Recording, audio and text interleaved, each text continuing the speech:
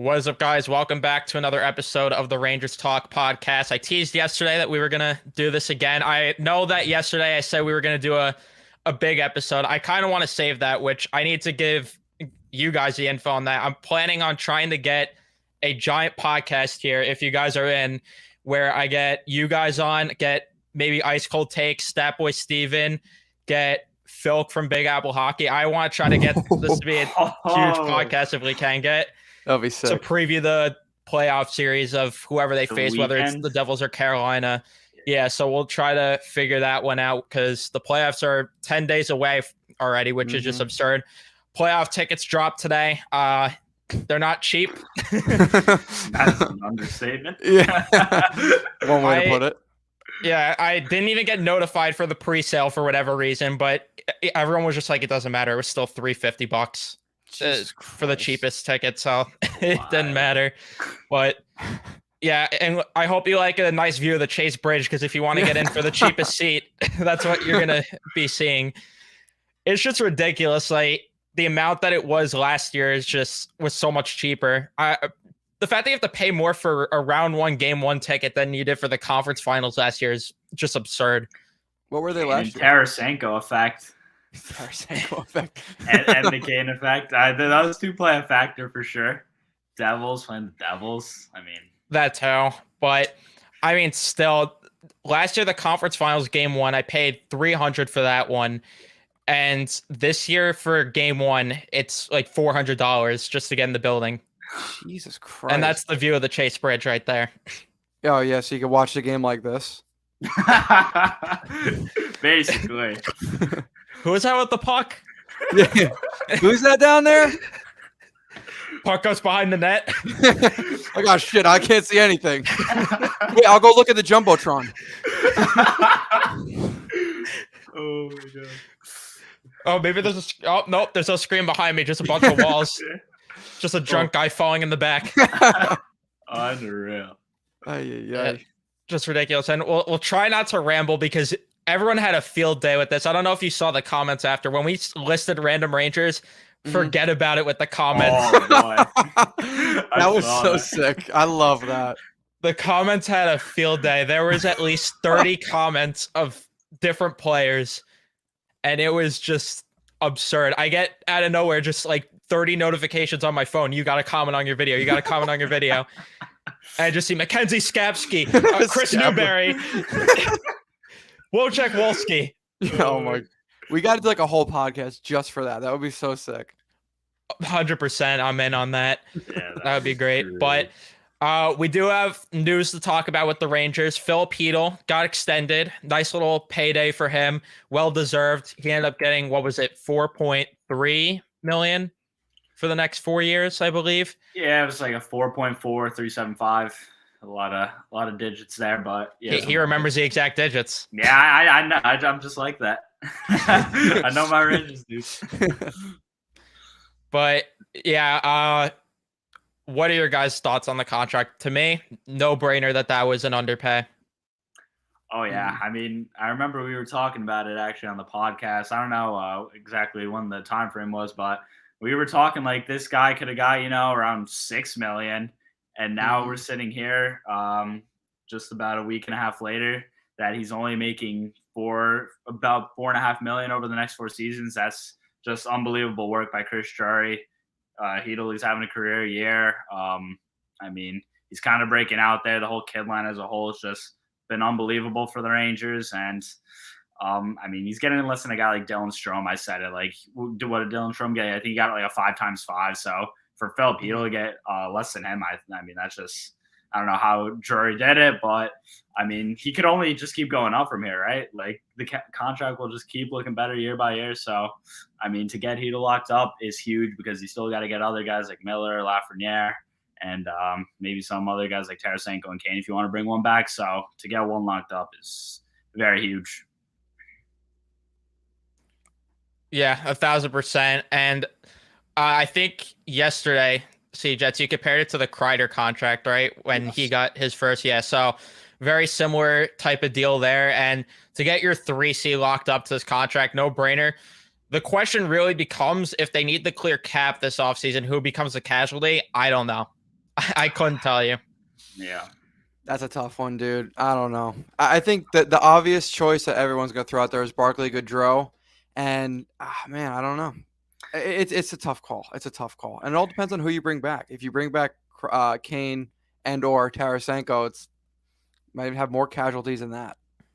Yeah, I wonder if Lindgren's going to become a casualty because they played well after he was out of the lineup. I hope it's not him, but they played well enough to where they could probably bring Mikkola back on a similar type deal and then just have him slot in, which I don't know if that's the best idea, but I mean, you signed Ben Harper to that. Obviously, you signed him to that like 1 year extension mid-season for the league men, I think it was. So, I mean, the Rangers are going in probably under the impression he'll be one of their defensemen to start off at least next season. So, I mean, as you said, that could very much happen if they like what they see from Mikkola and just move on from Lindgren. But, I mean, I personally wouldn't love it. I mean, he's still not making all that much. I don't think it'll really move the needle too much in terms of cap space, especially if Nico Mikkola gets like $1.5 million. It's really not that big of a difference. So, yeah, it's a tough call. Barkley Goodrow, as Nick said, is the obvious choice, but it seems like the Rangers are very fond of Barkley Goodrow and what he brings to the Rangers. So I don't know if that really happens either.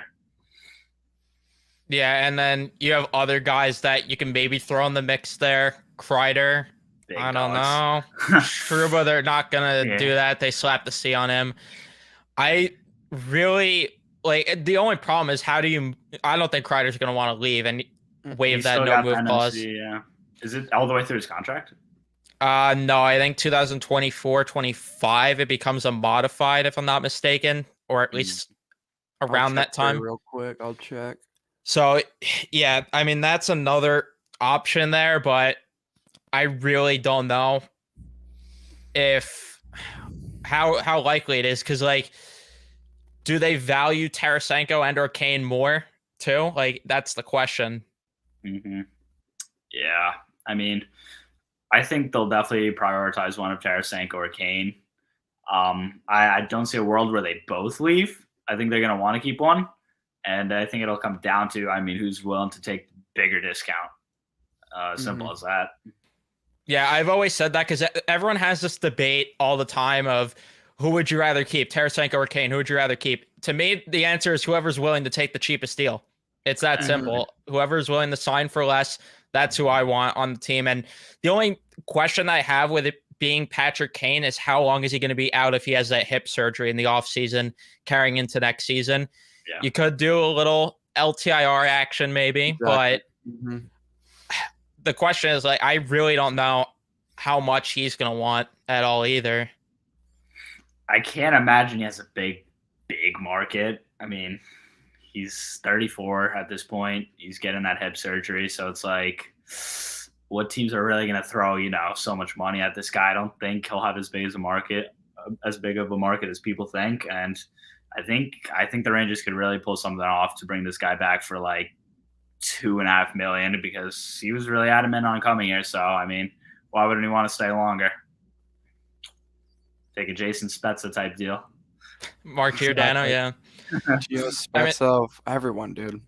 Yeah, the Toronto Maple Leafs seem to do it, so why can't we, right?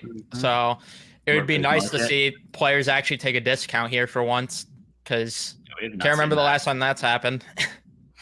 Like ever. Yeah, no. I don't. Oh no, my bad. He had the Shattenkirk hometown discount. How could I forget? Oh yeah, yeah, hell of a discount. Thanks a lot, Shatty. Yeah, Logan saying that the Trouba contract killed this team. I would agree, but also I would say the Kreider contract too kind of has killed them. I really haven't loved Kreider lately.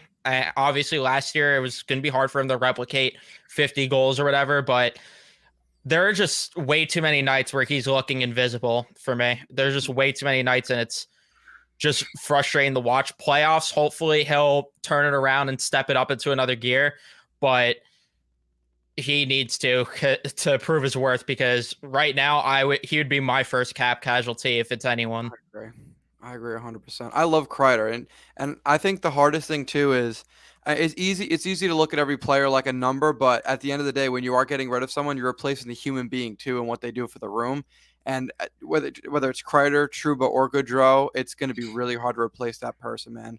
Although I agree with you, man. If it's going to be anybody, it's Kreider, and for the sole purpose of when he's cold, he is ice freaking cold. When he's hot, he's hot. But when he is cold, he is invisible. And you cannot be making $6.5 million, which is what 8 or 9%. Oh, like what 8% of the cap or whatever it might be. About 8, yes. Yeah, and it just I'm sorry, you can't be making that much money and be that invisible for that long period of time. 100%, 100%. Yeah, and I just feel like it's time to give the reins to Lafreniere in that top 6 also. Like, you have in-house options to replace him, and then Othman's coming up through the wings as well. You have guys that could replace Kreider. To me, Goudreau, he's replaceable because you could find a fourth liner, but at the same time, he's so good at what he does, and he also plays all 4 or all 3 forward positions as. So, and then Trouba, it's hard to replace the top 4 on the back end right now with the lack of depth that they have on the right side in the prospect system. Yeah. Do you trust Braden Schneider above that third pair role? I don't know if I do. It's a tough question. There's some nights he looks great. Some nights he looks a little lost. So he's another tough one. But yeah, as you said, they have options if they do decide to move on from Kreider. Like, I know you love that kid line, but it's time Lafreniere goes in that top 6 at some point. And I think if you trade Kreider to Lafreniere, bump him up with Mika, and then you have Othman, as you said, coming up next year, you really do have options to replace Kreider. But as Nick said earlier, I mean, obviously a huge leader in that room is Trouba and Goodrow. So that obviously will take a toll on probably the locker room. But at the end of the day, it is what happens on the ice, right? So it might be in the best interest. Yeah, 100%. And I think that there needs to be this conversation too, where when are the Rangers going to pick their path here? Are they going to pick the path of they're going to try to put their chips all in to win a cup right now? Or are they going to hold on and hope for the kid line to develop? Because if you're waiting for the kid line to develop any further, I got bad news for you. They're not going to develop just sticking as third liners their entire career. At some point, you need to get them in the top 6, get them on the power play, and you need to clear room for them to develop. So they got to make a decision at some point. And I don't know if it has to be soon just because of their contract status, but within the next, I'd say after next year or the year after, you got to make that decision at that point. Oh yeah, 100%. I mean, now that Lafreniere and Kakko, I mean, they'll be in for new contracts soon. Lafreniere this offseason, Kakko next offseason. I mean, I don't know what they do with Lafreniere. They probably give him a bridge, I'd assume. I think they get him the Kakko deal. Yeah, give him the Kakko deal.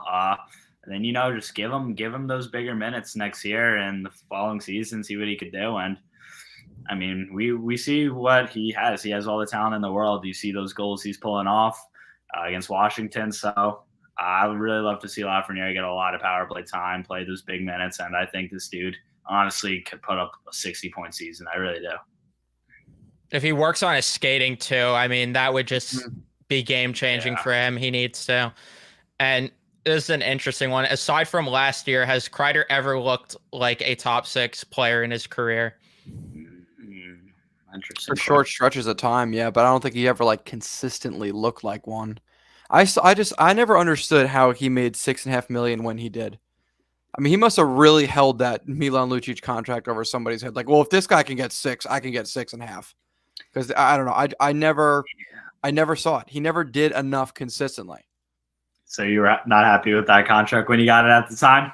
I was really disappointed. I would have at the time, especially as we were. What year is it? Was it the year of the letter he got the extension or the year after? 2019, 2020. Yeah. Okay, so that's a year after the letter, I think. Yes. Yeah. So at that time, you're looking at a guy like Kreider. You traded Rick Nash and you got a B-level prospect in Ryan Lindgren. You got a first-round pick.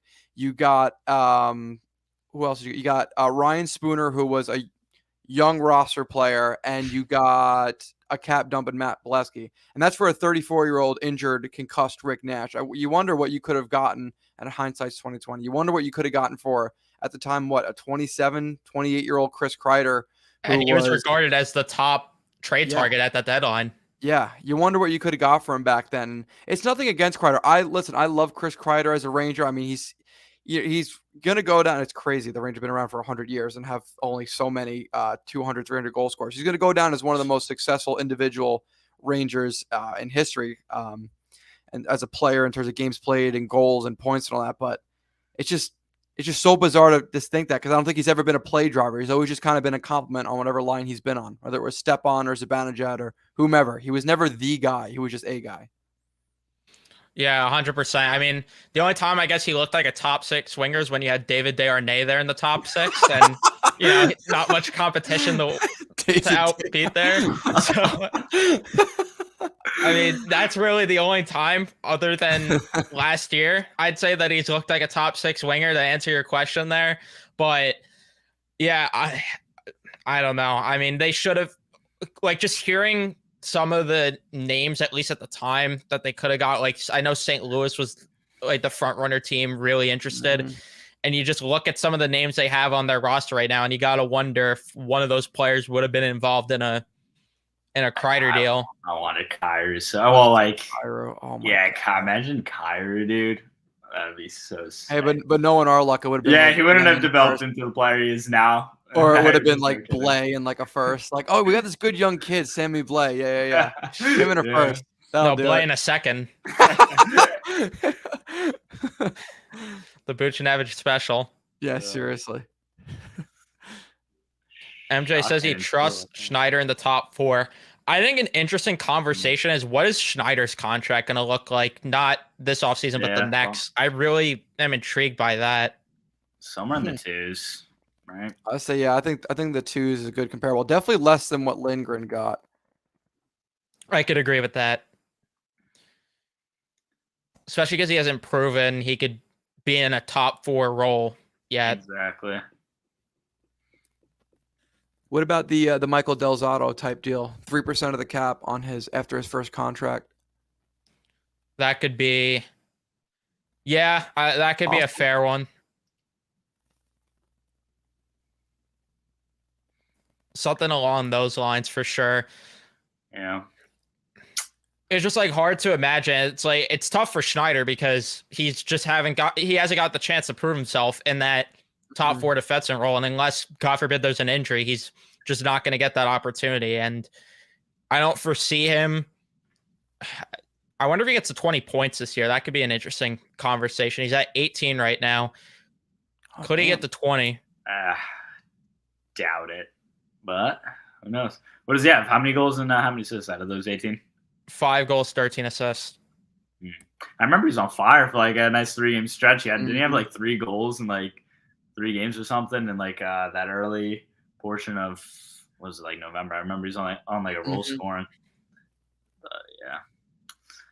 Yeah, I don't know if he hits 20.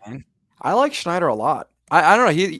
Sometimes I confuse him for Trouba whenever he's skating. He's got a very similar stride. He plays mean when he wants to. I think he's a much better skater than Trouba, though. And if he could be a Jacob Trouba that can skate better, hell, hold on to him, see what happens.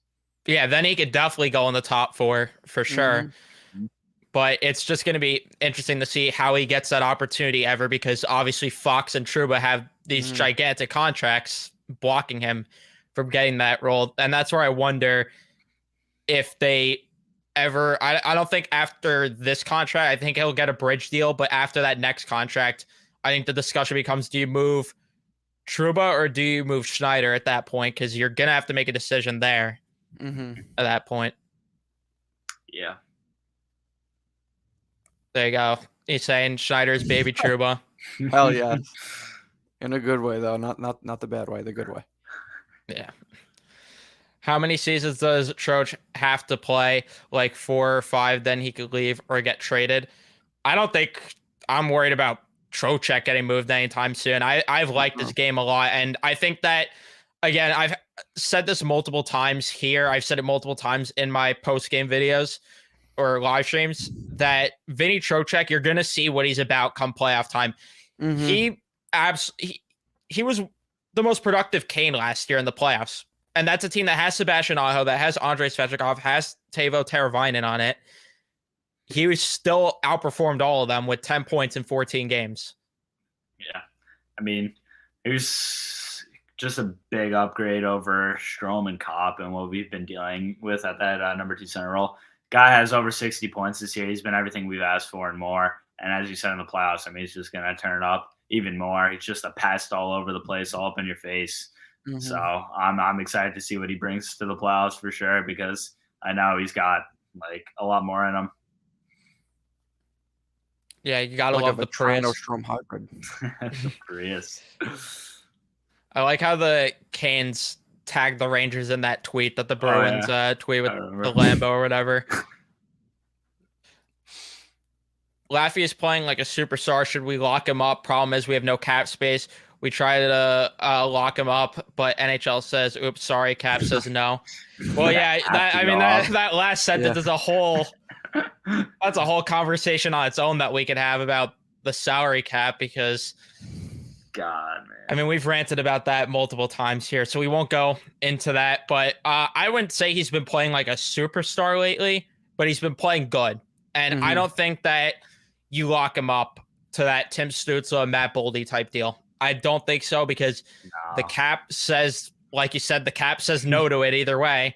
So you can't really do it. And I think that the perfect time to give him that big payday is, one, when he proves it after his bridge deal, two, when you have the ability to have Panarin come off the books, when you have the ability to trade Chris Kreider, I wouldn't do it, but you could trade Trocheck at that point. You could trade Trouba at that point. When you have more flexibility with the cap, that's when you give him the big payday. Yeah, absolutely.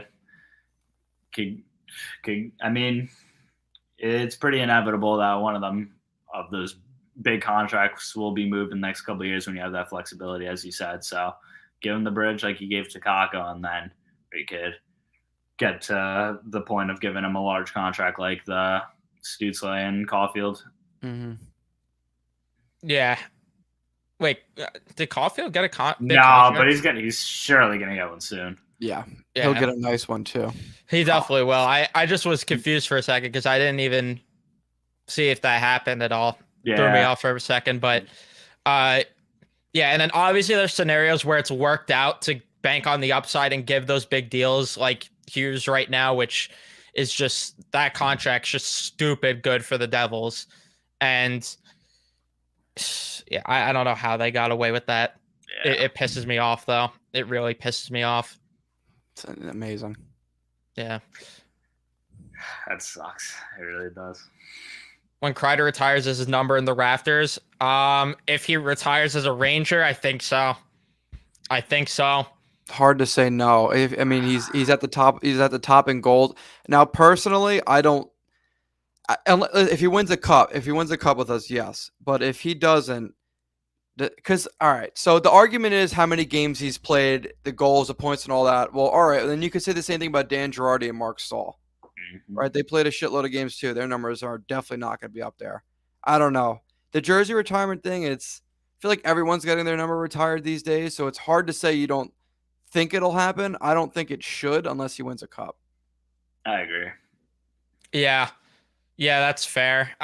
The only issue is, like, even if he doesn't win a cup, it's so hard to argue because he's surely going to be second in goals all time as a Ranger. If he retires with the Rangers, he could be first even. Yeah. Like, it's hard to argue then at that point. No kidding. Yeah. Yeah. Like, it's just like, it's so weird because, like, he's such a weird player. Yeah. Like, he's just been silently going along like these past 10 years, just doing his thing for the Rangers. So, I mean, you see, he's been here all this time, dude. He's been here through it all with these Rangers. So, I mean, if he can get that cup, get like at least their second all time in scoring, it's, as you said, tough to say no. Yeah, it's gonna be tough. I I could see Phil as a second line center. Dude is killing it this season. I agree with that. And then that's when we have the conversation of should the Rangers move Trocheck. If Chytil really proves and becomes that guy as the second line center, that's when we can really have the conversation. The problem is for me right now is he's similar to Kreider where he has his hot and cold streaks way too much. And I just can't bank on that as the everyday second line center where Trocheck's giving consistency night in and night out. Mm-hmm. Chytil went on a really dry spell after finally getting that 20th goal like a couple weeks ago. Mm-hmm. That was like when Chytil's cold, as we said, he's brutal. We better get playoff Chytil again. I want that so bad. Give me that. It was an animal last year. Just that kid line as a whole keep buzzing. I don't think we have to spend much time on this question. The kid from Long Island. Yeah. If I want to know what happened, if he's not, I really want to know what happened. Somebody tell me what happened down the road if that doesn't happen. Unless Fox, God forbid, has some serious injury to derail his career. Oh God, I hope not. Then save that man. That is literally the second coming of Brian Leach. Please do not lose him. Yeah, dude. That's someone who's definitely gonna go in the rafters one day. Mm-hmm. We kind of gave our thoughts on Schneider, but to expand on it, we think he's a solid defenseman that could be in the top 4 one day to replace Trouba's spot. And if they don't foresee that, then he probably gets moved after his contract that's coming up. Well, does his job, does what he needs to do, mostly in that third pair role. Sometimes we'll have those bad breakdowns and look a little lost, but I think he's solid. I really do. Agree. How are the former Rangers doing that expected a pay raise with the Rangers, Vetrano, Kopp, and Strome? Oh, this is a funny conversation because none of them have been living up to their contract. Yeah, and Andrew Kopp in particular. He doesn't have 10 goals. I saw like 2 days ago.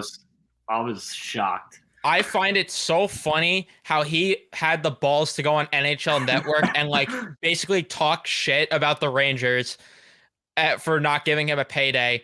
Dude has 41 points in 78 games. Okay. That's okay. That's cute. But I mean, Vinny Trocheck's sitting at a pretty 60 points right now, and he's making virtually the same amount of money. I think he might be even making. Yeah, they're both just like 5.6 with some other numbers obviously on the back end. I don't know. Yeah, right. And Trocheck wins faceoffs, hits people, doesn't have a million turnovers, and doesn't go invisible when Panarin isn't doing well. Yeah, that too. And I always said it when they got Kopp. He's a third line center. He's a third line center. He's not gonna do any more for you than that. And he got put on a top 6 role with the Rangers. He thrived with Panarin and Strome, but hasn't really done much in Detroit. And then to answer for Ryan Strome, let's see what his stats are looking like this year. He has, in 78 games played, 36 points with 14 goals, 22 assists. That is tough. No bueno. Yeah, I was actually curious about that the other day. I looked at all of them up a few days ago, and it's not pretty. I mean, granted, Vetrano and Strome are playing on a god-awful team, but Vetrano's not doing awful for his contract. He's going to get 40 points. He's at 20 goals, 19 assists. Yeah. He'll hit 40 points. For $3 million. It's good. 3.6, yeah. I mean, that's what you expect from Vetrano, and that was a guy that got a 4th-round pick in return. So that's kind of just what you expect from Frank Vetrano. He's actually living up. Now, the real question that I know why you asked this question for is how is Patrick Nemeth doing? Patrick Nemeth. Wow. In Arizona. Patrick Nemeth. He has 5 assists in 72 games played. -5. That's not that bad. Surprisingly decent. I don't know how he's only a -5 when he was a -4 in 5 games of the playoffs last year for the Rangers. Wow. But hey, big body, big defenseman. Yeah. We love it. Okay, great. Yeah, the guy can't even freaking turn around. But yeah, go ahead. Oh, he can't backskate? Oh, but he's 6'2". Okay, yeah, sign him. Oh, what? We're not gonna have money in 2 years? Okay, give him a 3-year deal. I love organizations like that. That just God, especially especially Chuck Fletcher. Oh my God. That's my favorite dinosaur in the league. Notice how the Wild becomes smart and they actually get guys like Boldy and they lock them up to a long-term deal, and they actually aren't using just pencil and paper. They actually get a computer in the office for once. A computer. Got rid of the typewriter. No more press releases on the typewriter. Yeah. It's like, oh, we actually have data for once. Look at that. Yeah. Like, Chuck, you don't have to fax your trades anymore. Just pick up the phone and dial the GM's number. What is that supposed to mean? I don't know what that means. Then what am I going to do with this perfectly new fax machine? Just throw it out, Chuck. Seems like somebody walk in with a laptop in the office, just punts it. Just frisbees it out the window. Get that shit out of here. Do you have cat friendly open? Is that data that I see? Is that a JFresh card? JFresh. Get it out of here. Oh my God. Is that information that's probably good? Get out of here. Gone. Done. What's Miller's contract going to look like? I've always been saying that I think he gets the Brady Shea contract, but I think that these last few games, he's kind of driven his value down a bit. He hasn't been playing up to par. I think he may have drove himself down to the Noah Dobson deal. That's what I think. Comparable. What was the Noah Dobson one again? He is making, let's say, for the next 3 years, $4 million. So I think that's a respectable contract. I think that's what he ends up getting. He's also not arbitration eligible, which is a huge factor that goes in the Rangers' favor. So I think that's the type of contract that we're looking at. Yeah, I think if you can get Miller anywhere between the 4 to 4.5 mark, basically like Chytil, for like the same amount of years, 3, 4, 5, I think is very good work. Because Keandre too, I mean, he's mostly doing his job being a solid defenseman out there, provides a lot of offense for us too. He's obviously a big body. He crashes the net when he wants sometimes, and he's got that big stick, obviously. And obviously sometimes he turns the puck over a little much, gets caught out in the offensive zone. But I like what I see from Miller most of the time. So definitely around the $4 million mark is fine by me. Yeah, 100%. Hughes and Nico are both absurd. Yeah, we got a Devils fan here. He's, of course, he hears me praise the Devils and he goes crazy about it. But yeah, Not wrong though. Those contracts. Pumped his tires. Again, I mean, that's another organization. You get a guy that uses pencil and paper out of there, and you become a smart organization, and you see what happens. You get Lou Lamoriello, that dinosaur, out of there, and all of a sudden you actually have an organization that uses its brain. Yeah, the Devils. They got something good going on. I hate to say it. Get Luke Hughes now. That's gonna be something. I wonder how that one goes. Yeah, I'm interested to see how that plays out. Just Who's he gonna play for? Into the fire like that. How could they play him over Brendan Smith though? That guy made like $4 million on one of his contracts. How did he manage that one? No, I mean, how do you play Luke Hughes over a guy like that? That's what I mean. Oh yeah. How do you move? How do you move out of your lineup the best forward in Rangers history, Brendan Smith, the David Quinn special, playing him on the fourth line? I just remember that game with Elias Anderson and Michael Haley. Oh my God! Score that breakaway goal. Beautiful backhander. Oh my God! I was at that game. That was legendary. Was that on Carey Price? I know it was against the Canadians. I don't know if it was on Carey Price. Dude, it probably was, dude. He scored some weird ass goals for the Rangers. He did. He really did. But we'll always remember him fighting Tom Wilson. Yes. Always remember that. He painted his legacy here with that. Boldy is super underrated. Nobody talks about him. Yeah, because he went on this weird stretch during like January, I think it was, where he just refused to get a point. Like if he got a point, it was just he thought he was going to jail or something, because all of a sudden now he's on a hot stretch and he's living up to that contract. That's for damn sure. And he really stepped up for the absence of Kaprizov. And if he carries that going into the playoffs, that is going to make the Wild a problem. Oh, yeah. I mean, they're going to play the Stars? That's going to be a good series. The Stars or Avalanche. Oof, if they play the Avalanche, I don't know about that one, but yeah, If they play Dallas, I think Minnesota wins that series. I like Ottinger, but outside of that, I mean, Robertson, yeah, good. Pavelski, good. Hintz, good.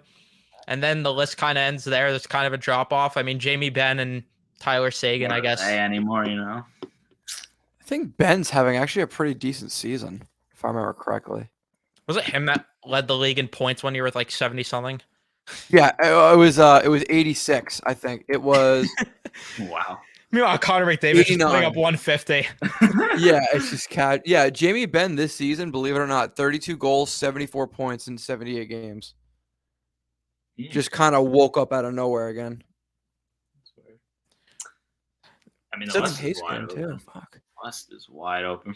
I mean, obviously you got the big dogs and then the Avalanche and Golden Knights, but like the Stars, the Wild, the Kings, the Oilers, all could just do damage there. Who knows? It's just so weird, like how we're in different spots. You have the Eastern Conference where it's the wild card bloodbath, and then you have the Central Division having a bloodbath for seeding right now. Oh yeah. But the Winnipeg Jets, for some reason, just don't want to make the playoffs. Like He's gonna get that last spot. You guys think Jets, Flames, even the Predators are still in. I want the Flame. I want the Flames to make it. The Jets, they're not going to show up in the playoffs. Come on. Sorry, Jesse. Dude, their players are losing on purpose. You think they want to spend another 2 weeks in Winnipeg? Yeah, No, they want to go home and enjoy the spring and summer. Pierre Dubois wants out of there. He wants to go to Montreal already. Yeah, for real. He's on the flight already. Yeah, He's checked out. like He's normally when mentally your in team, Montreal. like when your team scores, you celebrate. When Pierre-Luc Dubois and his team scores, he slams a stick like, "Stop! I want to get out of here." Connor Hellebuck takes a whack at his knee. Yeah. I'm playing so good. Crashes his own net. Like, Sorry, Jake, if you're listening, because we like Peg City hockey here, but I'm sorry. Your team is they infuriate me. I'm sorry, your team infuriates me because they just they don't want to show up at all for just to be in the city of Winnipeg. How are they going to show up for a playoff game? Come on. I know.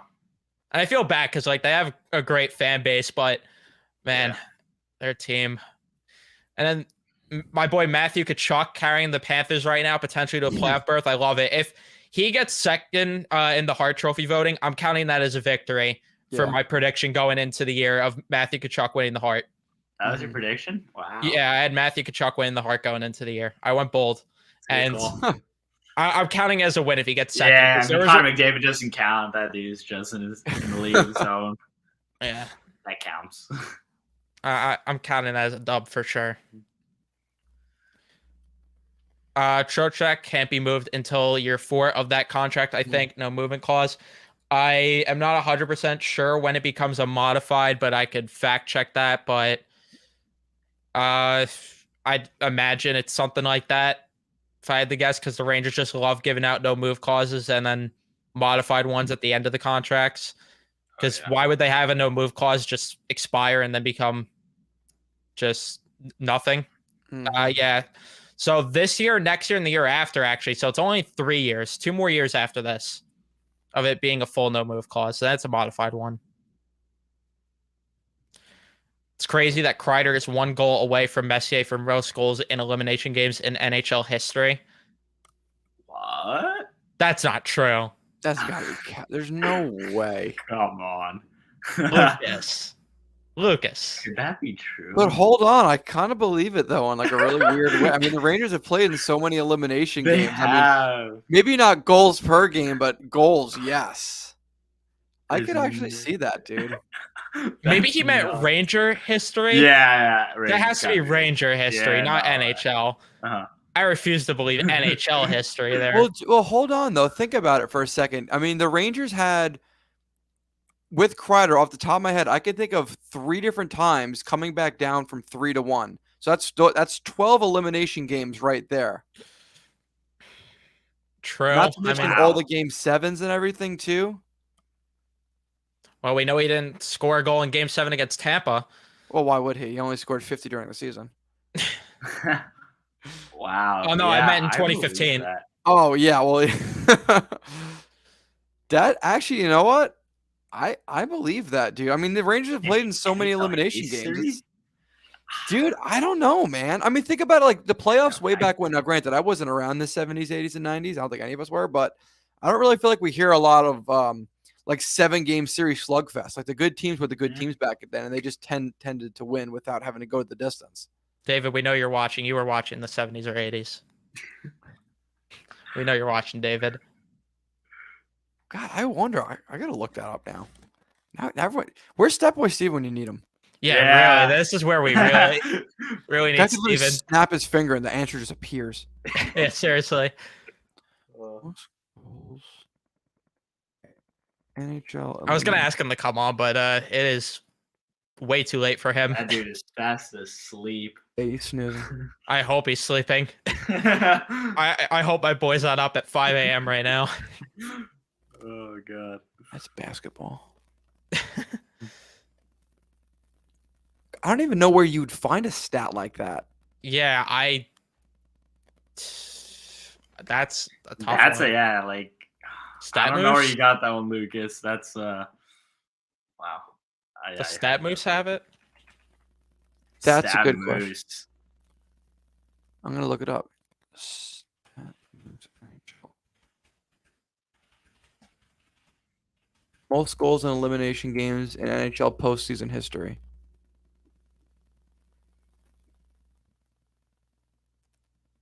It must be Rangers history because I don't see Kreider on here.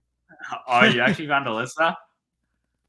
Oh wait, this is playoff history. Wait, no, there's no way. I think this is interpreted as most goals by a player in elimination games in NHL postseason history. Did Wayne Gretzky have 122 goals in only elimination games or just in general? That has to be in general. No way it was. I was gonna say, dude, that would be freaking wild. Yeah, in elimination games, you'd have to be down 3-1 in like every single series that you play, Yeah, and like then just decide and to then start get playing. a hat trick in every single one of those games, basically. Most playoff goals in here we go. Hold on, this might be it. Okay, No, this wait. is good. Lucas gave us an update from an Arthur Staple article after they beat the Canes last year. Did Arthur Staple had to have cited a source, right? I mean, I have to do that whenever I write a paper in college. So I'm gonna imagine this man making thousands of dollars has to do it too.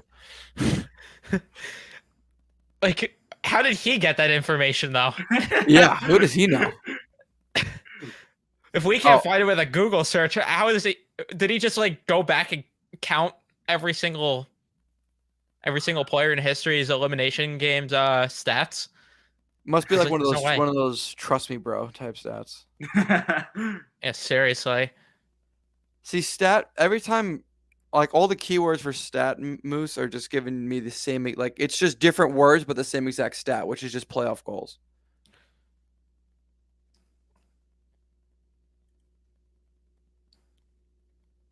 Okay, Kreider has 15 career playoff goals in elimination games, apparently just one fewer than all-time NHL leader Mark Messier. That's the Kreider has update. 15 in elimination. No way he has 15. I Yeah. refuse to believe that. We just got, dude. We got to just think like how many elimination games he's played in. He's played in We're like really going to have to at count it? least- He's played in Alright. at least 20, right? Okay, Dude, go- probably more than that. 2012. 2 against Ottawa. 2 elimination games against Ottawa. We came. Who did we play in the second round of 2012? Washington, the triple Yes. overtime year. Yeah, Washington. And were we up 3-2, lost game 6 and won game 7, right? Spitballing there. I'm honestly not sure. I don't remember much of that series. Yeah, aside I from don't triple remember overtime. much of 2012. Let's just say 1, and then That's what we need, Nick. lost in 6 against the Devils. So there's all right. So 4 in that year. And God, this is too much math already. My brain's about to explode. I'm gonna say probably close to 30. Yeah. As bizarre as that sounds. That Could make sense. It really could. Yeah. 20 That's a tough one. We would have to physically go back and count every single Yeah. elimination game goal. And I don't think we want to bore you with that. But I mean, if anyone in chat's interested in us doing this research and just listening to us ramble, then by all means we'll do it. But Wow. I mean, last year I know for sure he got one in an elimination game against Pittsburgh, at least one. Got one against Carolina. He got in game 6 against Pittsburgh last year. Yep. And he got one. He got 2 Game 5, Pittsburgh. I think, right? Game 5 and game 7, I think he might have had 3 last year just against Pittsburgh alone. Against Pittsburgh, the 2-on-1 with Miko where he tapped it in game 6. Like the 2-on-1. Scored the first one in game 7. Game 6 where it popped over Louis Dominguez's head. Dude, I believe it. I really believe it. You know what? The more we're talking about it, I believe it. I got I'm fact checking at least the Pittsburgh series. And against Carolina last year, he had one, right? I'll count how many elimination game goals he had in last year's playoffs. Yeah. I think that's fair. And just by that, we could get sort of an estimate of. Yeah. Okay, so we got to go to game 5 first. He did not have a goal in game 5. Game 6, we know he had at least one, but let's see, just because how many. He had 2 in game 6. Game 7, he had one. So that's 3 against Pittsburgh alone. Certainly had 1 or 2 against Carolina. Let's check that one out. I mean, we know he didn't against Tampa because Frank Vetrano was the only one to score in that game. Sadly enough. And then Carolina, he did not have one in game 6. Here, game 7, he had 2 in game. Yeah, he had that. Game 7. Wow. The tip. So he had 5 alone last year. That's already 1/3 of the number. And this dude was on like 6 other playoff runs. That is bonkers. Wow. Yeah, I buy it 100%. I mean, that number last year really helped. Wow. It's not the number that I doubt. It's just like the fact that in NHL history, that's a hard one to believe.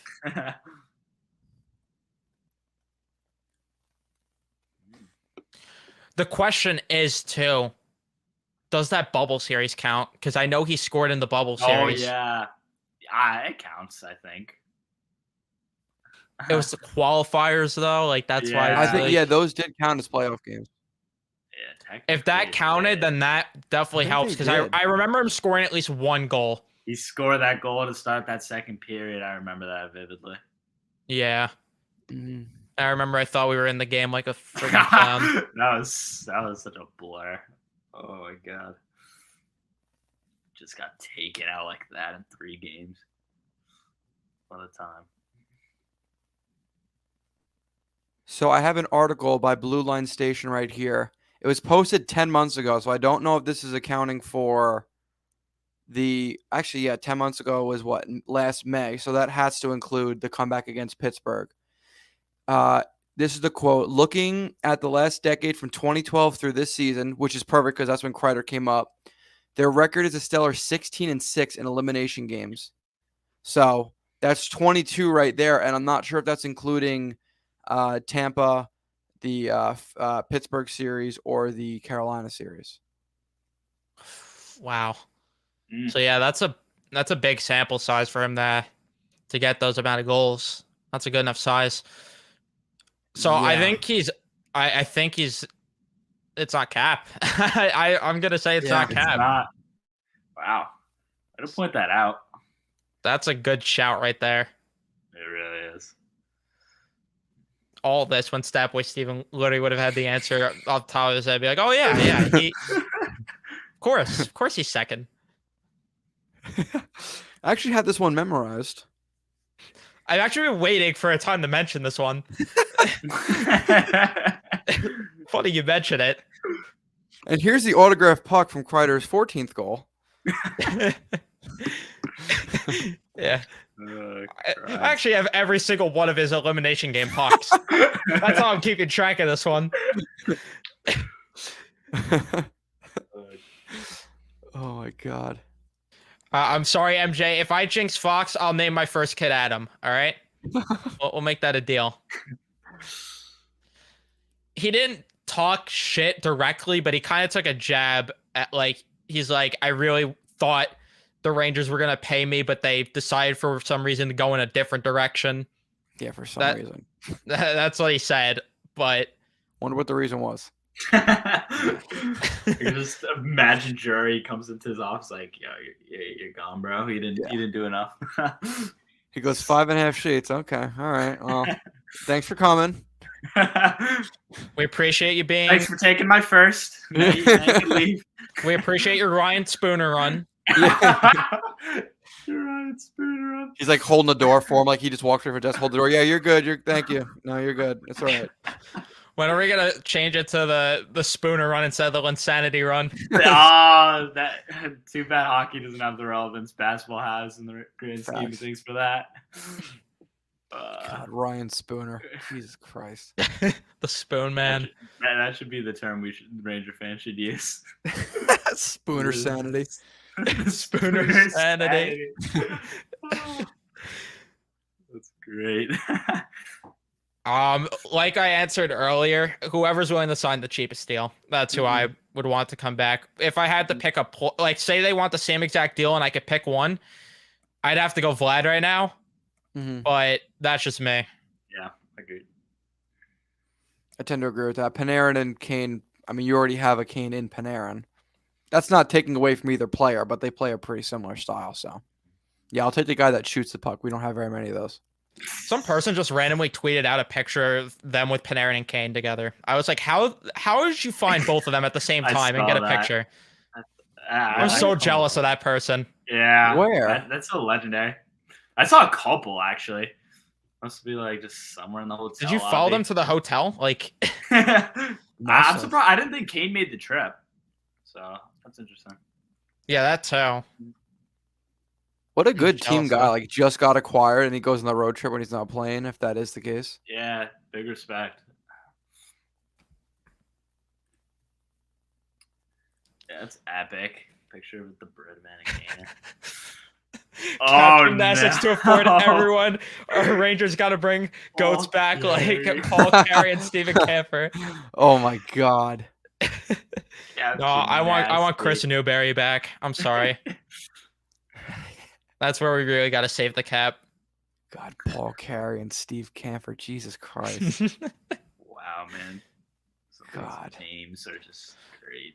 Yeah, I didn't mention the back end. Heiskanen, of course, is good.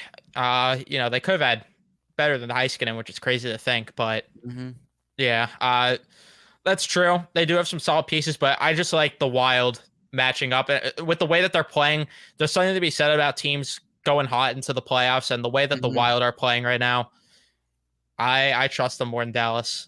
They also got a guy that's been a part of 4 or 5 different cups playing goalie for him. Yeah, that too. Definitely helps. Not saying bring him back, but I liked Torts as a coach. Could agree with that. Yeah. Got the job done one way or another. Everyone in the chat saying Vlad. Nobody's saying Kane. Yeah.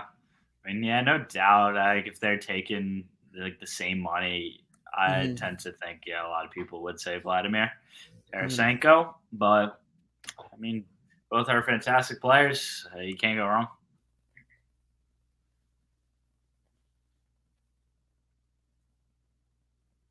NHL cow that because Pittsburgh was there. I'm not sure what you're. Oh yeah, referring the with that. qualifier to keep the streak alive, Pittsburgh. Oh yeah. Yeah. Yeah, I bought the reverse retro 2.0. Oh yeah, It's hanging on my wall right now. that actually right here. I got baby. Igor on the back of mine. You got Igor. That's such a nice jersey, Oh, dude. see, I love the reverse retros. Yeah, I can't believe they actually did good by the reverse retros. I was so afraid they were just going to absolutely ruin them. And they did such a good Yeah, job. they did a great the job. first year wasn't as good for sure. No, Yeah. it wasn't. I didn't like that dark blue. Yeah. All I This think one's about much is when they better. spelled Kravtsov's name wrong on a game jersey. Yeah. No, wait. Why don't I remember that? They actually I did? vividly remember that they like flipped the The V and the T. V and the Oh T, my Something yeah. like that, yeah. Or the Yeah. V, yeah, something like that. they flipped the letters around though. Oh man. But yeah, I had to get that reverse retro, especially because I got the first year one, so I had to. Yeah. Got your Foxy one last week, my favorite jersey now. Mhm. Yep. It's definitely a good one. I'm probably gonna rock it at watch parties this year.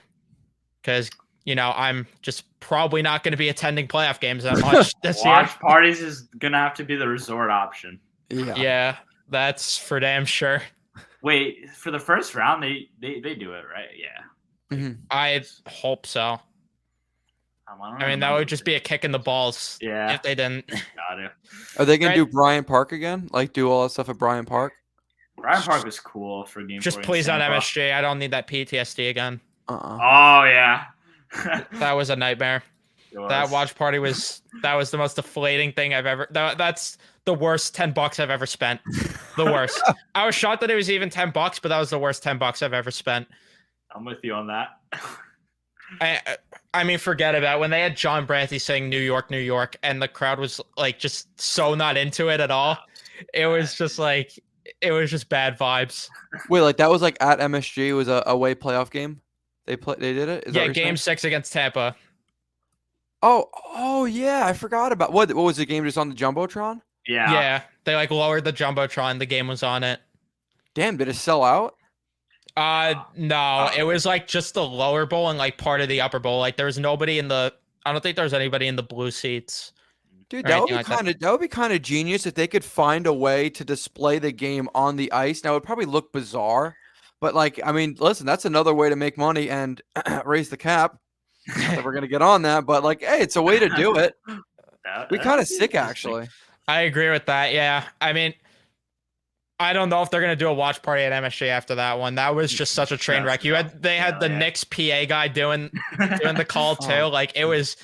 When I heard the Knicks PA guy in the building, I was like, "Yeah, we're losing this game." We're in for a because the last time night. the Knicks PA guy was in the building, they lost 7-3 to the Colorado Avalanche in Adam Huska's debut. So, Adam.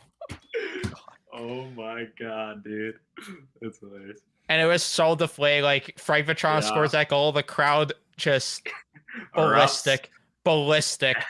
Like everyone's jumping on each other, and then just for 10 seconds later. To get our hopes and dreams just crushed. Yeah. Bryant Park was cool though. I like the Bryant Park watch party. I mean, it was raining and the Rangers got crushed, but no, that one was fun for sure. It was raining. Besides that portion, it was good. But what game was that? That was 4. So that game was ugly. Oh, but it was cool, but the loss wasn't at all. That's for damn sure. I miss when they did the party bus too outside the Garden. Oh yeah, that was a good time. Mm-hmm. I need to bring that back.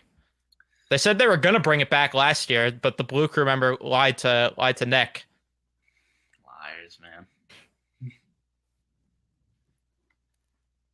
Big relief. Sammy Blay didn't score last night. Oh yeah, I thought it was a lock.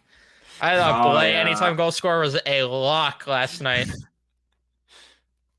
I'm shocked he did not score. I knew one of Blay, Buchnevich, Tarasenko, or Mikkola were scoring though. You just knew one of them. It was inevitable. Oh yeah, Corey, if you're wondering about Miller catching Jigglypuff, he failed because Gallant was yelling at him, and he got nervous and accidentally deleted the app. Gotta feel bad for the guy. Jesus Christ. I thought there's just like Rangers lore about their like app habits. I apparently not addicted to Twitter because they deleted the mean tweets video, or they didn't put it up, I should say. Such a disgrace. Like that would have been so much freaking fun to post. Like there has to be a reason they didn't though. There has to be a reason. Apparently the reason was like one of the comments was too far. It's like, just take it out of the video then. It's that simple. There's editing. Are we one of the organizations that doesn't know what a computer is? Strome and Trouba definitely got ripped to shreds. I'm willing to bet one of my tweets about Trouba was in there. I know it might be a far stretch, but I'm confident that one of my Trouba tweets was in there. I think one of your tweets had to have made it. 1,000%. I refuse to believe otherwise. And it was definitely about Trouba.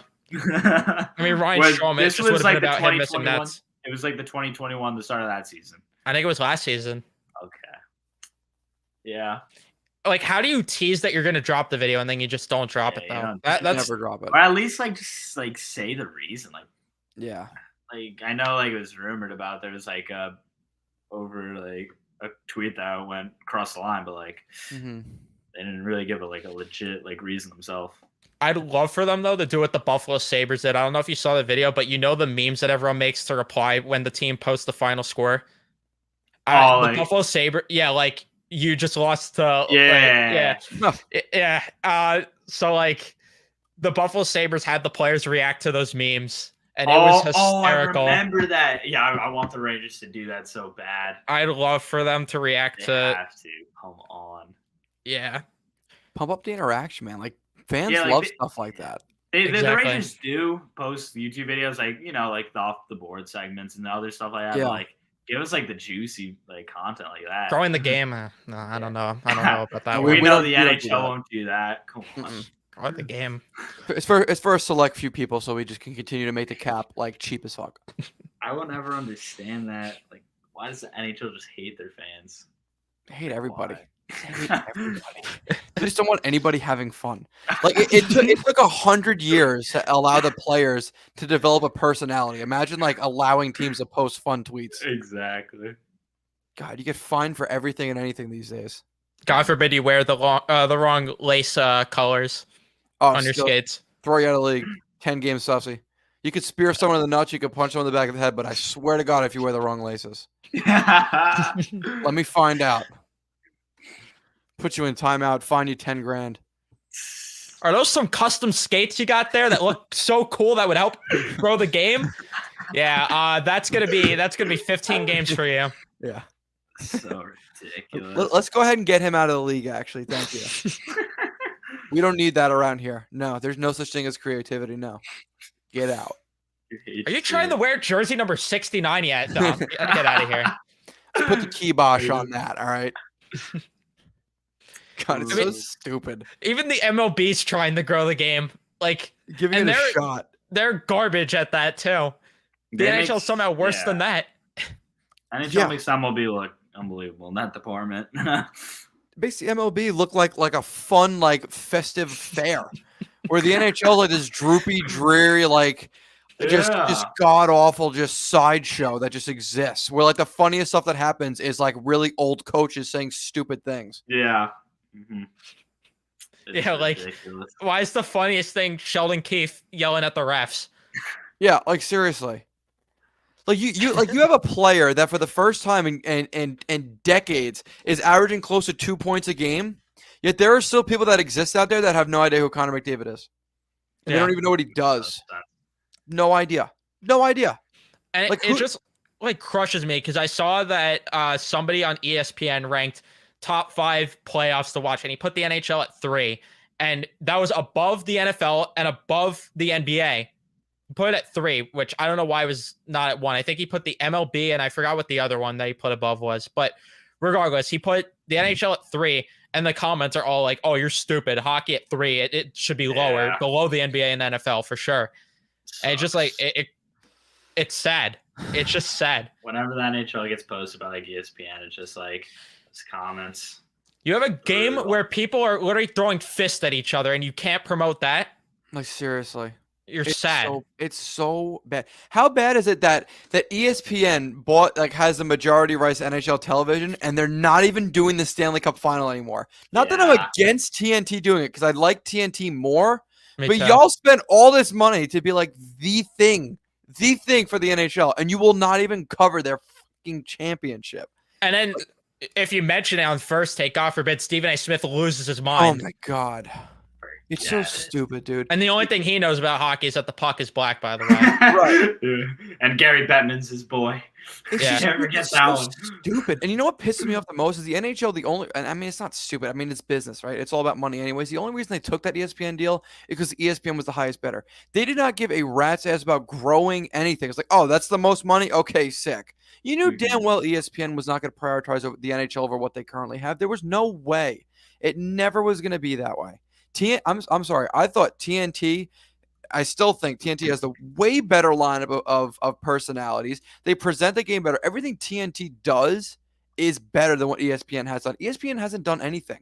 Like, cool, they have Messier on there, which is cool. Mark Messier, great, but Mark Messier is not that entertaining.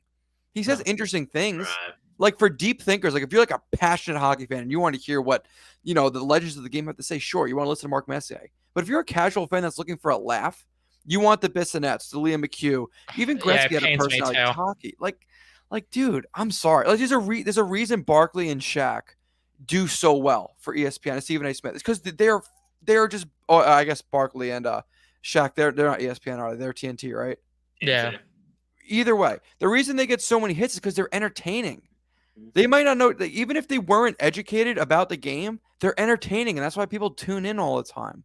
That's all it needs to be, entertaining. Yeah. NHL marketers. We know the recipe, man.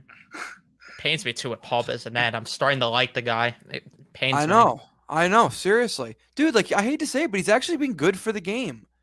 Yeah. Who are we talking about? Oh, Paul Bissonnette. Yeah, Biz. Oh yeah, dude. He's entertaining and he's very interactive. Like it's crazy to think that at one time he was one of the most. I think he was the second most followed athlete on all of social media. At one time, dude. I remember I was in 8th grade reading Sports Illustrated, and Paul Bissonnette was, I think, second or third in sport. Crazy. Yeah, dude. That's wild. I mean, he was one of the first athletes to really hop on Twitter or social media and be consistent with it and actually draw athletes to the social media space when it was frowned upon. Like, dude, that just shows you how dinosaur these leagues are. They didn't even want, up until recently, their players on social media to interact and have fun with fans. No, can't have that. No, God forbid. God forbid this fans have a little bit of fun. Yeah. Did you tweet back at a fan? Yeah, no. That's not good.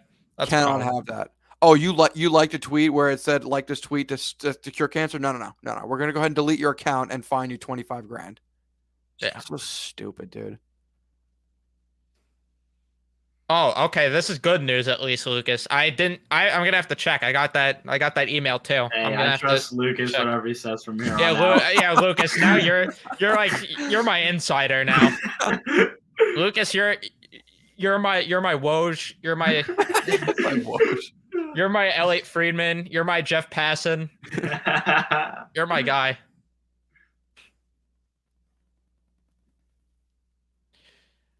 I don't think so. I think it's not going to happen at this point. I think that with way too many games in hand for Carolina, I just don't think so.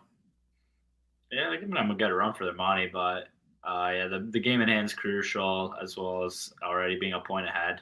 I don't see Canes blowing that. Devils fans are slapping the Rangers on Twitter. Doesn't shock me. Devils crushed the Jackets, and the Devils put the tweet saying, "We came here to win hockey games." And when Johnny Hockey's agent saw that, he said, "We came here to win."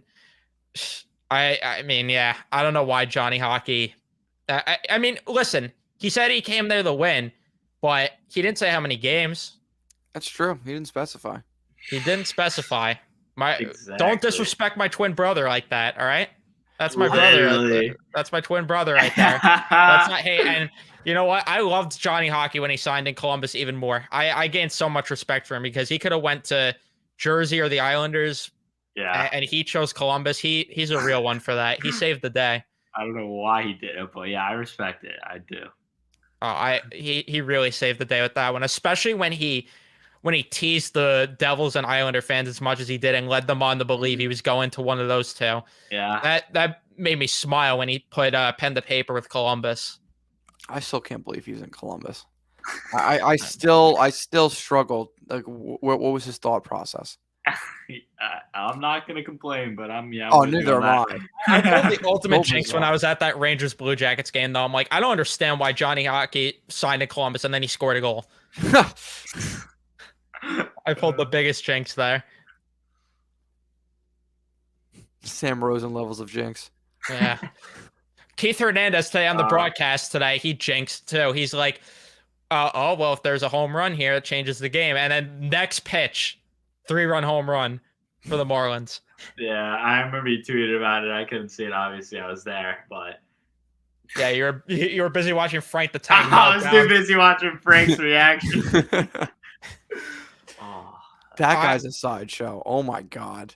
I I'm with that guy that quote tweeted you and said that he would pay hundreds to sit behind Frank for a game. I would do the same. I would pay good money to just sit next to Frank the Tank for a game and just watch him react and melt down the way he does. Dude is comedy. That would be such a great video for me too. Like, forget about it. Like, he's hilarious even when they're up. Like, and just winning. They're up 6-0 and he's freaking losing his mind. Imagine losing, dude. Oh my god. Yeah, like how that video of him like yelling at the fans behind about negative things about the Mets. Everyone's just replying is like, what is he talking about? They're up 6-0. Unbelievable.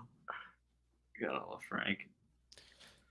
It's a shame that the NHL really shut down Ovi's personality because it's not traditional only to then complain the NHL has no personality. Yeah, personality, that's not allowed. No. Never. No. That's why the same answers have been given for 100 years. Yeah. You know what? I joked earlier about certain teams being busy using pencil and paper and not having a computer. The NHL in general just uses pencil and paper and no computers. They really do. So stupid. It's so sad. It also sucks. I mean, Connor McDavid, obviously being the best player in hockey, like that dude does not have a personality. No. Dude, did you see the pictures of the house he bought in Edmonton? It is literally black and white. I didn't see. Dude, he had all right, hold on. He had like a beautiful mansion house built, and the mansion looks like a supervillain's lair. It is literally just black and white, the entire place. Wow. It's like frightening how I don't know. And he's got I've listened to a couple of his interviews on Spit and Chicklets. He's actually has a personality, but he's just like I see flashes at times where you see though how we didn't know that about Connor McDavid, his house. Yeah, that's a problem. Right. Exactly. Well, again, he's also like listen, it's nothing against Canada, but he's also in like Edmonton, Alberta, where it's like snowing 10 months a year, and it's not really like the place like, oh, I'm going on vacation. Oh, where are you going? Disney? No, I'm going to Edmonton. Like no one says that. And I'm not even trying to be a jerk and shit on places like that, but like let's be honest, people don't always they don't tend to vacation to cold, weird climates like that. They tend to go to warm places, at least normally people do. Yeah, not somewhere where you literally cannot wear shorts at all. Like ever. Yeah, maybe like one day. Right, and nice on year round. Yeah, but it's a nice 40-degree day there. That's some good shorts weather right there. They got the AC on. Oh God, it's so hot out there today. It's 36. I heard we might get rain today instead of snow. It's crazy. Just so bizarre, man. Look, there's a reason why the NHL had so many people, like so many players, actually go to the All-Star game this year because it was in a nice spot. You don't think there's gonna be a million opt-outs next year? Like, listen, who wants to go to Toronto? Yeah, in January. Oh, Jesus Christ, dude. Brad Marchand, I mean, he said it best. He did, and he's Canadian too. Yeah, exactly.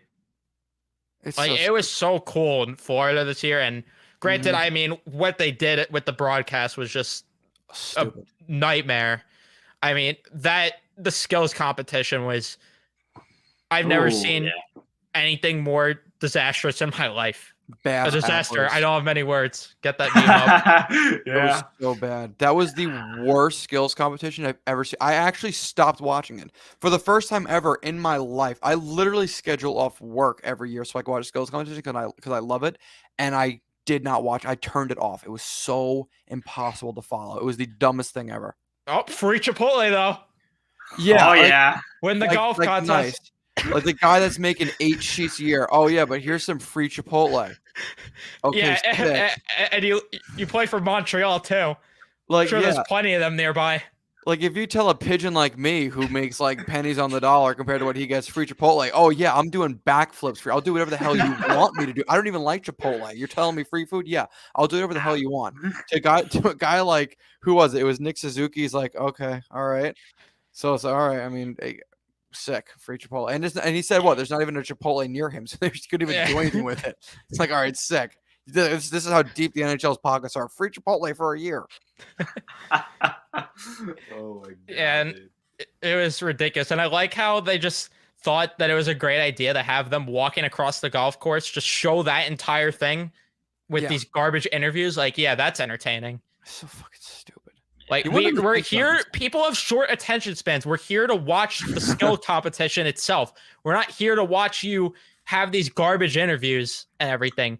We're here to watch the players do the skill competition, and Dude, then you jump event to event. It's like it's so you wonder like what is worse? What's worse? The person who had the ideas or the person who signed off on the ideas? Mm-hmm. Yeah, they just fumble every possible thing that they have fun going on. It's so sad. Can't have nice things. not in the NHL. Fun's not allowed.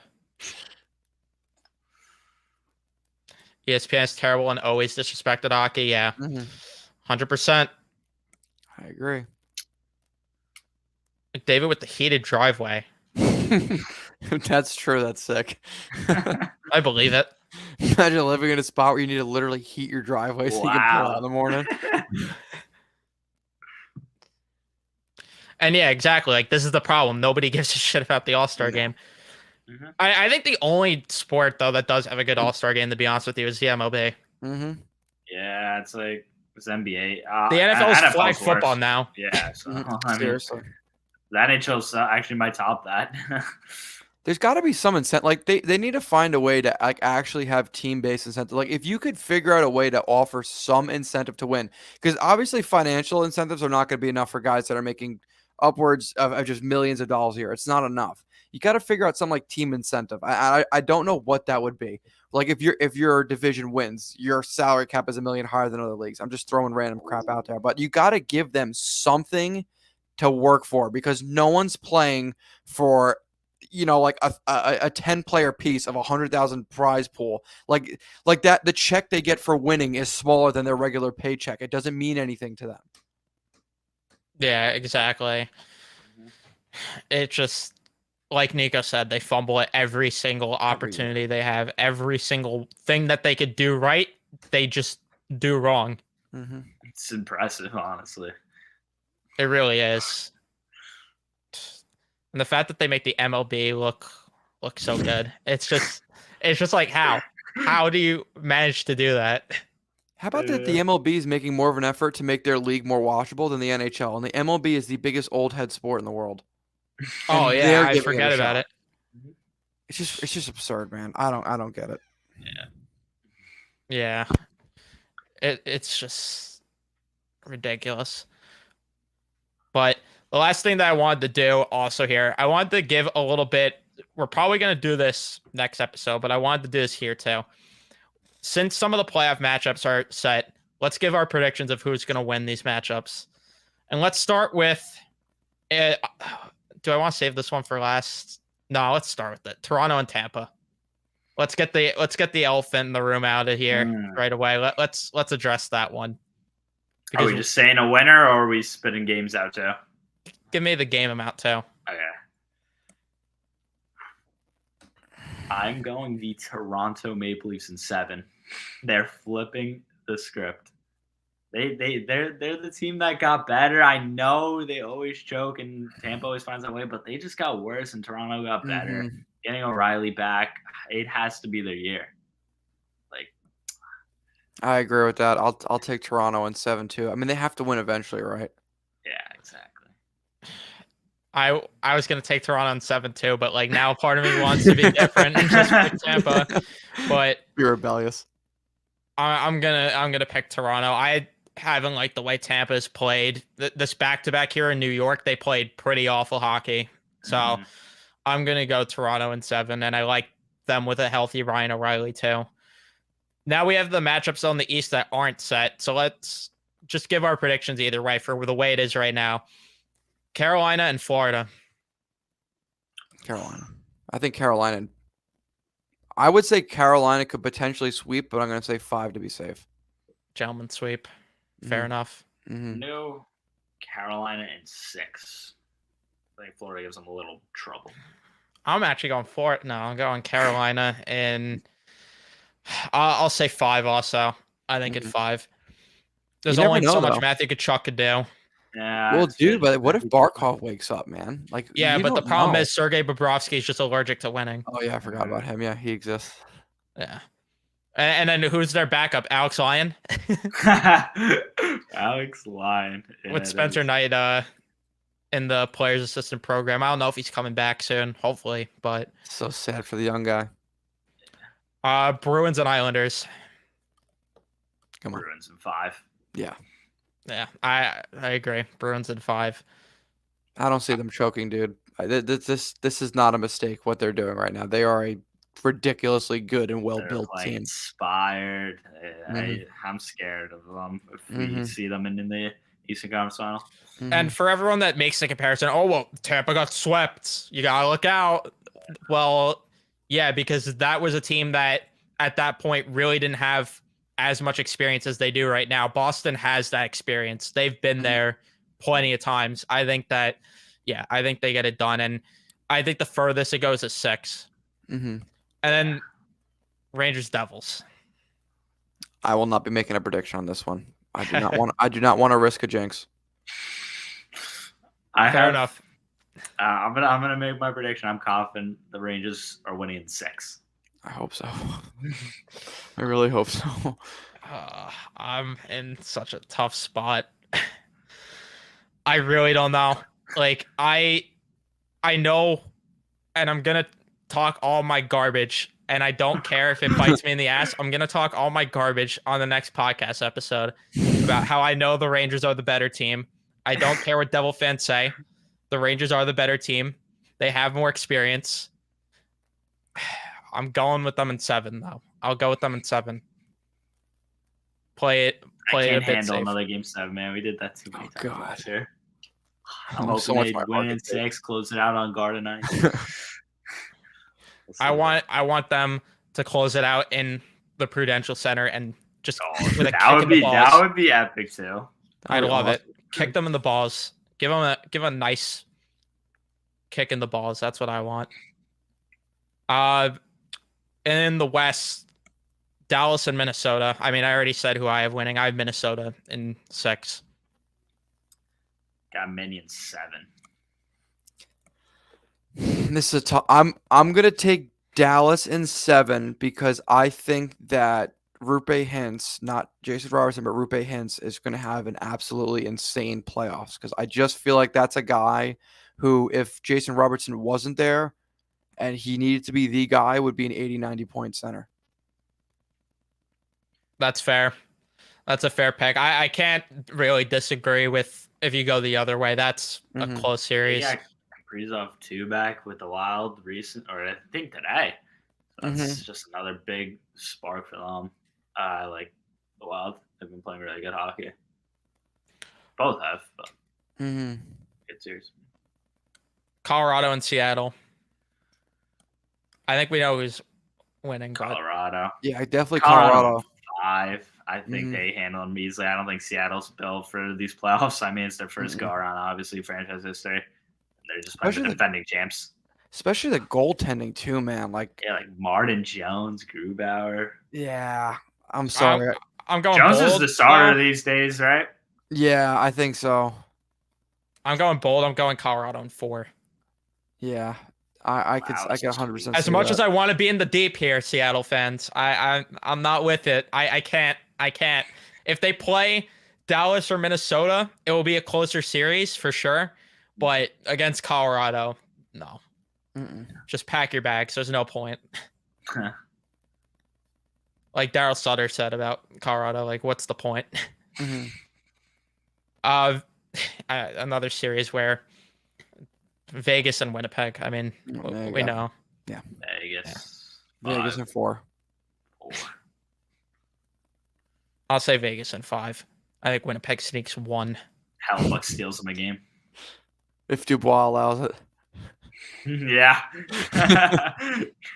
True. Yeah. Edmonton and LA. This is a closer series. This is a really good series. LA had him against the ropes last year, right? They had him down 3 games to 2. I went to 7, I think. Yeah. That's a good one, dude. I mean, I would be amazed if Edmonton. Actually, no, I wouldn't be amazed if Edmonton lost. It could go either way. I'm gonna stick with Edmonton in 7, but dude, I wouldn't be surprised if like the L like this is one of those series where if you told me either team won in 5, 6, or 7, I'd be like, yeah. I mean, yeah, I could see how it could have happened. Yes. Yeah, I'm gonna go Edmonton in 6. I think just McDavid and Draisaitl will keep this unbelievable season going, and then just go off. Too much to handle for LA. I'm going Edmonton 6. They're 9-0-1 in their last 10 on a 6-game winning streak. LA's been they've been okay in their last 10, 5-4-1. They've dropped their last 2, which kind of hurts because I think they were doing better than that before. But I think that they've that had Edmonton the best wins record the in series. hockey, right? Edmonton, like I feel like I saw something like the past whatever games they've had like the best record in hockey for like a good amount of time. So The division's still up for grabs technically. They're 3 points back with the same amount of games played. The division is available for Edmonton to take, but I don't know if they're going to be able to do it. Vegas. Yeah. I really am curious of how Jack Eichel is going to perform in the playoffs. I want to know what playoff Eichel is going to be about. Without Mark Exciting to Stone. see him there. Yeah, that too. Martin Jones with an 888. Oh, God. Yeesh. McKinnon licking his boy. lips. Dude, it's gonna be playing Colorado. Oh God.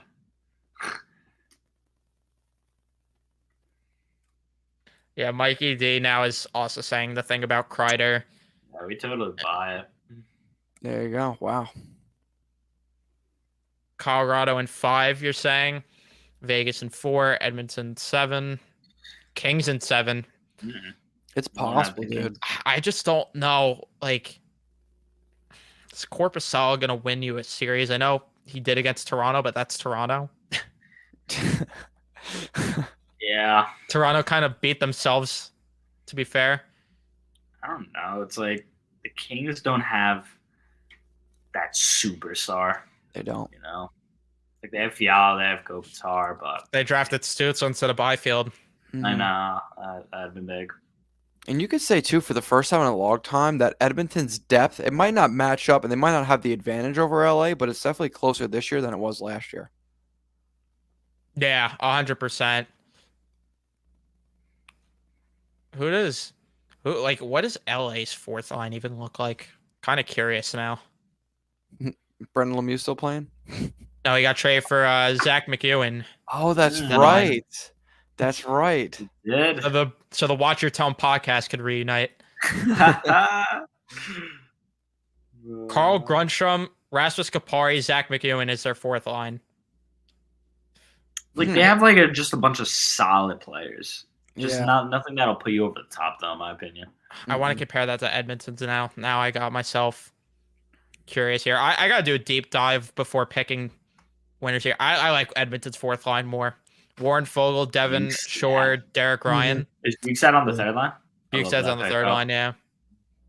How's Bukestad been doing for them? He definitely is not scoring as the way he did in Arizona, right? Yeah, 6 points in 16 games. Not terrible, but Ekholm's been good too, man. That Matthias Ekholm Ekholm, is such a too. solid. I think that was the best deadline move for any team. Yeah, they needed a guy like that, man. And I remember the whole big deal. Oh, they traded their power play quarterback. Like, who the fuck cares? Tyson Barrie. Right, like as if they didn't have a guy that had 150 points. Oh no, not the defenseman. Yeah. Yeah. Barry's no. the reason. Yeah, Barry's the reason. He's a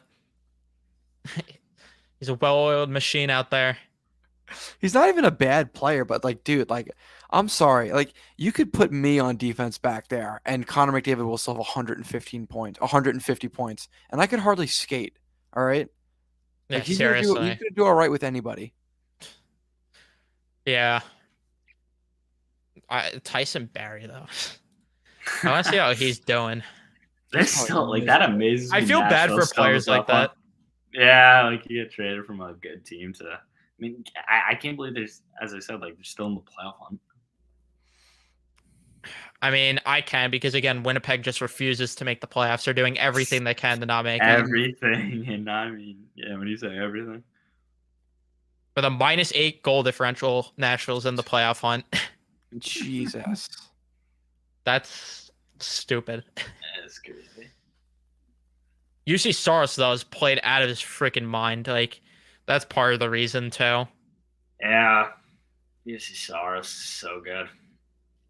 What a shame his I career's wonder gonna if waste away. Nashville. I was thinking about this actually. Like, I wonder if Nashville ever considers trading him like this offseason. Like, he's at his peak value. Like, where are they realistically going? Like, you might as well. And you, know? you wasted a draft pick on a goalie in Askarov, so Yeah, Exactly. I wonder if they could trade Saros.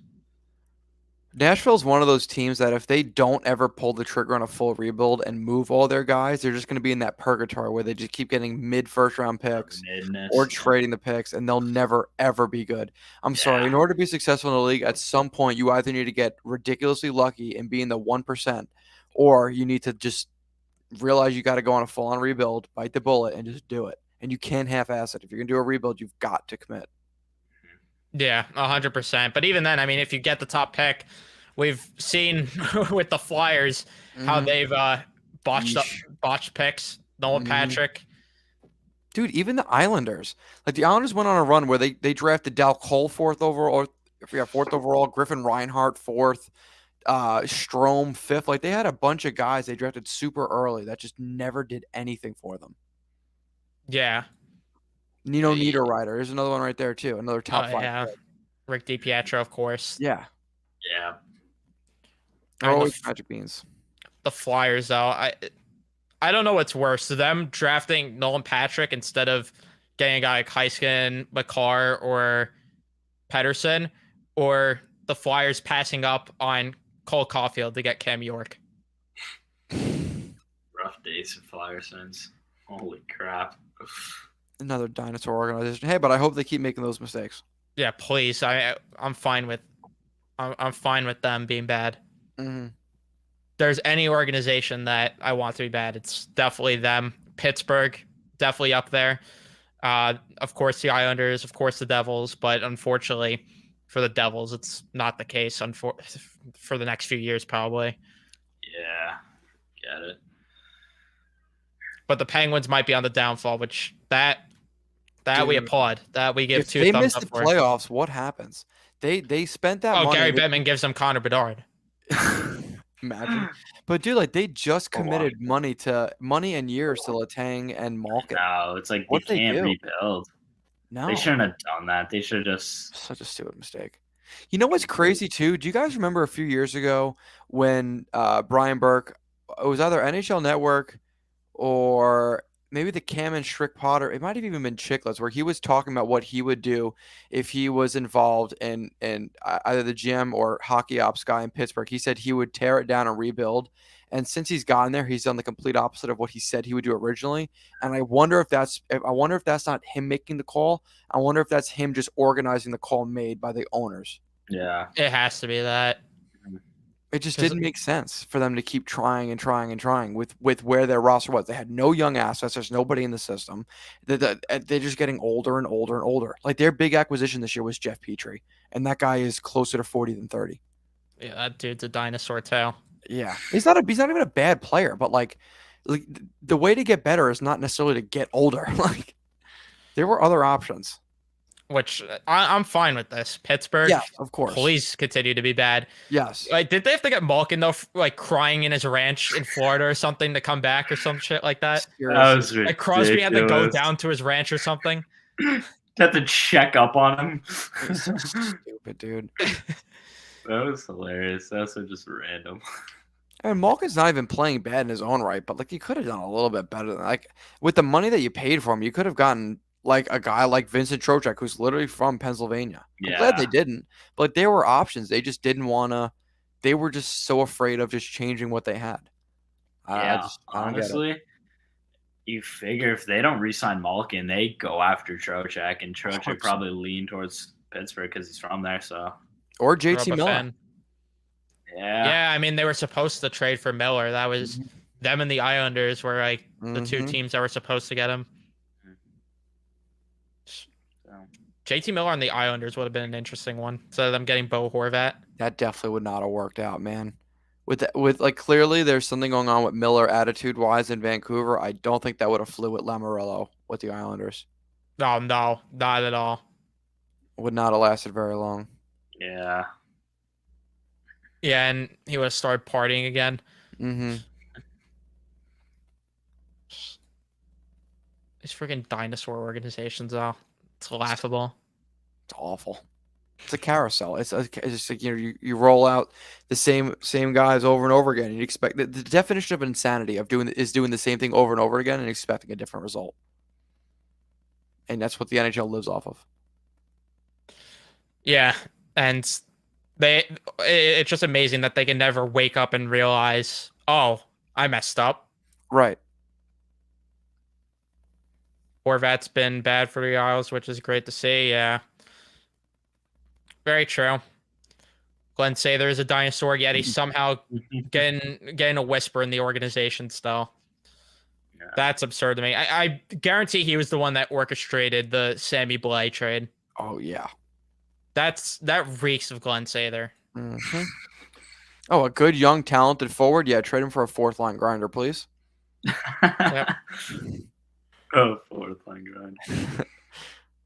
And they could be Remember Ottawa trying trading. that dude out with Mika and Kreider to start the year. Oh my god, dude! They can't get out of their own damn way. Yeah, they could be Ottawa traded Zibanejad. True. Freaking Pierre Dorian. Doofus.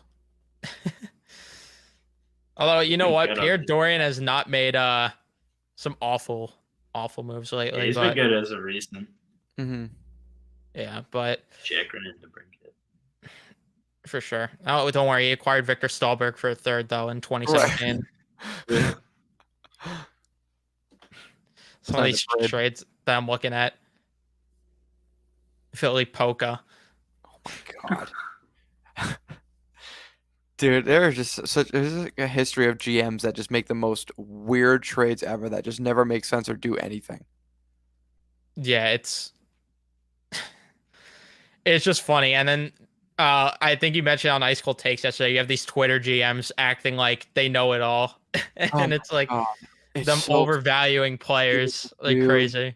It's so like I say it all the time. If you want to know what someone is going to get traded for, you just look for a player in a similar situation, and I promise you the value will be identical. It never changes. The NHL is a league of habit.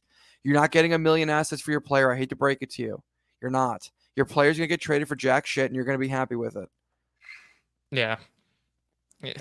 How's Zach Jones, Chicago fans? But Yeah, seriously. God, how's it's Brendan Othman? annoying, dude. Like everyone thinks they're just going to get everyone. It's so annoying, dude. The Rangers traded JT Miller and Ryan McDonough, and they got 1 first-round pick back. Like that McDonough Miller trade might go down. I know it happened and it's over with, but we got nothing from that trade. Absolutely nothing. They didn't even get a guaranteed first from the Zuccarello trade. No. Dude, it's just like we did good on the rebuild. We did good, but the fact that we could have done better is crazy. Mm-hmm. I'm not even complaining. I'm just saying hindsight's 2020, sure, but like I'm just surprised they didn't do better. Yeah, 100%. They definitely botched some things, and then of course, like we talked about earlier, them not moving Kreider could have been another thing. Exactly. But or turning around and flipping other guys. Like, dude, when they traded Kevin Hayes, they had an opportunity to flip Brendan Lemieux again to get another mid-round pick, and they opted to keep him, and then pretty much lose him for nothing. Was it a 5th-round pick or a 6th-round pick we got from LA? Yeah. I think it was something like that. I mean, the only thing that I will give them credit for is somehow getting a second for Elias Anderson. That was impressive. Yeah, that's good work. But Jeff. That was an awful pick. Everyone said it was a bad pick, yet they still. I remember AJ Nunn when the Rangers got that pick. Like all he was tweeting is, "Whatever you do, do not draft Elias Anderson. He's the most mid player." Mm-hmm. Oh yeah. Oh well, he plays hard and he bucks, he grinds. Okay, great. It's the 7th overall pick. All right, you grab those guys in like round 3 and later. Not 7th overall. You just traded your number 1 center at the time for this pick. You're not drafting a guy you expect to be your 3rd line center. And if the rumors were true at the time that you wanted Cal McCarr or Elias Pettersson that bad, trade further up. Yeah. Like it wasn't that. Like, listen, I love Philip Chytil. But if you're telling me right now that you could have taken the 7th overall pick and the 21st overall pick and gotten the 3rd or the 4th overall pick and ended up with Makar, Heiskanen, or Pedersen, then I'm doing that every single day of the week. I'm doing that 8 days a week. It's not even funny. But then you don't get Tony DeAngelo. Oh, right. You got to get Tony in the deal. But that's where we're going to wrap things up. We went longer than I expected there, an hour 40, which is just absurd. Yeah. But I'll have to just talk about along the way there. Yeah. But like I said, we're going to try to get a big podcast episode if I could to preview this Rangers Devil series. That's going to take a lot of coordination to get that many people on at once, but we're going to do our best. Well, I think realistically we'll be able to get 5 people on here at least, which is still a solid amount, but that's going to be it. Be sure to sub the Sea Jets if you haven't already. Follow Nico at That Sports Maniac on TikTok if you have not already. And if you enjoyed this, leave a like, subscribe if you guys are new, and we'll see you guys in the next one.